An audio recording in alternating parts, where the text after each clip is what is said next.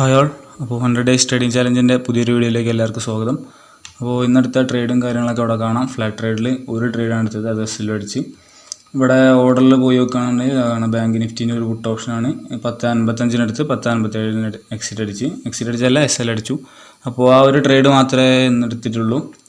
അത് ഇവിടെ ചാർട്ടിൽ പോയി നോക്കുകയാണെന്നുണ്ടെങ്കിൽ രാവിലെ തന്നെ എടുത്ത ട്രേഡാണ്. ആ ട്രേഡ് കഴിഞ്ഞതിന് ശേഷം പിന്നെ ഓപ്പർച്യൂണിറ്റി കാര്യങ്ങളൊന്നും കിട്ടിയിട്ടില്ല, അതുകൊണ്ട് എൻട്രി ഒന്നും ഇല്ല.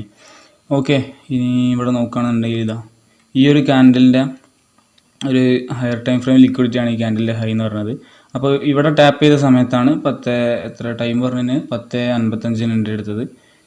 ഇവിടെ ടാപ്പ് ചെയ്ത സമയത്ത് 10.55 എൻട്രി എടുത്തു, 57 തന്നെ എസ് എൽ അടിച്ച്. ഇതെൻ്റെ സ്ട്രാറ്റജി പ്രകാരമുള്ള പ്രോപ്പർ ലിക്വിഡിറ്റി ഏരിയ തന്നെയാണ്.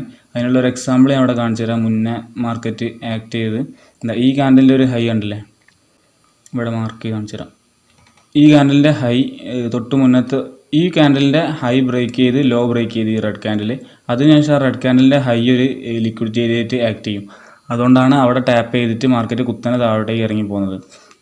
അതേ ഒരു സെറ്റപ്പ്. പക്ഷേ ഇവിടെ എനിക്കൊരു എൻട്രി ഓപ്പർച്യൂണിറ്റി കിട്ടിയിട്ടില്ലായിരുന്നു ലോവർ ടൈം ഫ്രെയിമിൽ, അതുകൊണ്ടാണ് അവിടെ എൻട്രി എടുക്കാഞ്ഞത്. പക്ഷേ താഴത്ത് ഇവിടെ അതേപോലെ തന്നെ ഒരു തൊട്ട് മുന്നത്തെ ക്യാൻഡലിൻ്റെ ഹൈ ബ്രേക്ക് ചെയ്ത് ലോ ബ്രേക്ക് ചെയ്ത് റെഡ് ക്യാൻഡിൽ, അതിനുശേഷം ആ റെഡ് ക്യാൻഡലിൻ്റെ ഹൈ ഒരു ലിക്വിഡിറ്റി ഏരിയയായിട്ട് ആക്ട് ചെയ്യും. അപ്പോൾ അവിടെ ടാപ്പ് ചെയ്ത സമയത്ത് ഞാൻ താഴോട്ടേക്ക് എൻട്രി എടുത്തു. ഇവിടെ എനിക്ക് ഓപ്പർച്യൂണിറ്റി പ്രോപ്പറായിട്ട് കിട്ടി ലോവർ ടൈം ഫ്രെയിമിൽ, അതുകൊണ്ട് എൻട്രി എടുത്തു, അത് എസ് എൽ അടിച്ച്. ഓക്കെ, അപ്പോൾ അത്രയേ ഉള്ളൂ ഇന്നത്തെ ട്രേഡിൻ്റെ ഡീറ്റെയിൽസും കാര്യങ്ങളൊക്കെ. പിന്നെ 1 മിനിറ്റിൽ വേണമെങ്കിൽ പോയി നോക്കുകയാണെന്നുണ്ടെങ്കിൽ 10.55 എൻട്രി എടുത്തത്. ഈ ഒരു ക്യാൻഡിലാണ് എൻ്റെ എടുത്തത്. തൊട്ടടുത്തതിൻ്റെ അടുത്ത ക്യാൻഡിൽ തന്നെ എസ് എൽ അടിച്ച് പിന്നെ മാർക്കറ്റ് മേലോട്ടേക്ക് പോയി. അതിനുശേഷം പിന്നെ വൈകുന്നേരം വരെ ലിക്വിഡിറ്റിയും കാര്യങ്ങളൊന്നും ടാപ്പ് ചെയ്തില്ല, ഹയർ ടൈം ഫ്രെയിം ലിക്വിഡിറ്റി. അതുകൊണ്ട് വേറെ എൻട്രിയും കാര്യങ്ങളൊന്നും ഇല്ല. ഇപ്പോൾ കുറച്ച് ദിവസമായിട്ട് കണ്ടിന്യൂസ് ലോസ് തന്നെയാണ്. ഇനി ടാർഗറ്റ് എന്ന് കിട്ടുമെന്ന് അറിയില്ല, പക്ഷേ അതൊന്നും നമ്മൾ പ്രശ്നമില്ല. ഇപ്പോൾ ലെവൽ 2 10 ദിവസമാണ് കഴിഞ്ഞത്. ഇന്ന് ഡേ 30 ആണ്. ഇനി 10 ദിവസം കൂടെ ലെവൽ 2 ഉണ്ട്, ഡേ 40 വരെ.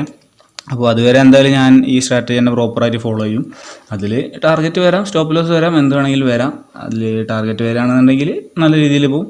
എസ് എൽ വരികയാണെന്നുണ്ടെങ്കിൽ അത് അനലൈസ് ചെയ്തിട്ട് അതിൽ മാറ്റങ്ങൾ വരുത്തണമെങ്കിൽ വരുത്തും.